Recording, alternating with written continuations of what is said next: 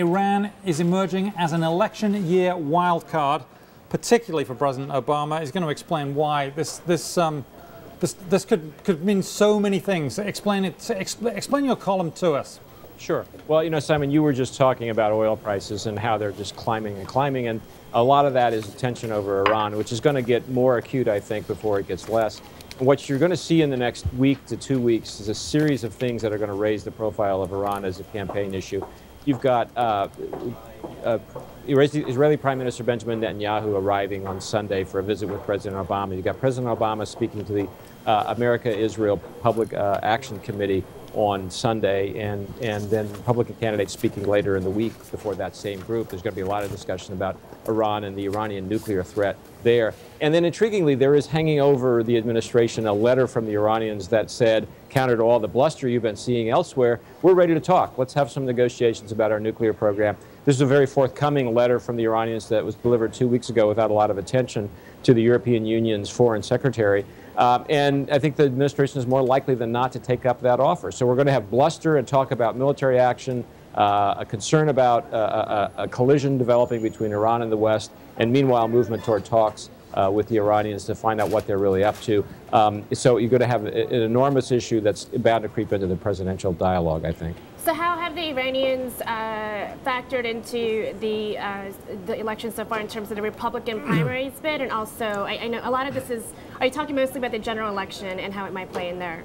Well, I think it's already factored in the sense that the Republican candidates seem to have shown, except for Ron Paul, who, as in most things, is an exception, most of the other Republican candidates have decided that being tougher against Iran, drawing a firmer line that says you will not be allowed to have a nuclear program, is their point of departure from Obama foreign policy. That's where they want to make their stand. That's where they want to show they're tougher than Barack Obama. So that's already happened. I think one of the areas in which I think that has been a little strained was the attempt by the Republican candidates to say that the Obama administration should have imposed really tough economic sanctions on Iran. Well, actually, in fact, the administration has imposed really tough economic sanctions on Iran to the point where there's now an EU oil embargo against Iran, which would have been unthinkable a couple of years ago. And it is having an effect. It is affecting the Iranian economy. The question is that making the Iranians more compliant or less compliant? Has it only gotten their backs up? You know, they've treated UN inspectors badly in the last 2 weeks. They disallowed them from seeing a facility that they wanted to see in Iran that might be used to make nuclear weapons components.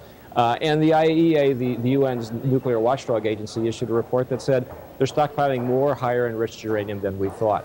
So there are a lot of wildly mixed messages coming from the Iranians right now, but all that's being reflected in the presidential campaign. And let's not forget that although neither side will admit it, the Iranians and the Israelis do appear to be bobbing off each other's operatives all over the place, right? Well, yeah, there is that. I mean, you had a series of Iranian nuclear scientists who mysteriously died mostly because of bombs planted on their cars inside Iran in recent months, and then in seeming retaliation, Israeli facilities and cars were bombed in several countries around the world in the last couple of weeks. So there is an interesting and covert war going on already between Iran and somebody, most likely Israel, maybe even including the U.S. So there's a whole mix of actions here that can be taken, diplomatic, military, and covert, and they're all going to be on the table. Yeah, and that low-level war, that covert war, that must be what the oil market is looking at, right? I mean, they must be looking at that and saying, oh my goodness, this could escalate, it could get out of control, it could be a complete disaster,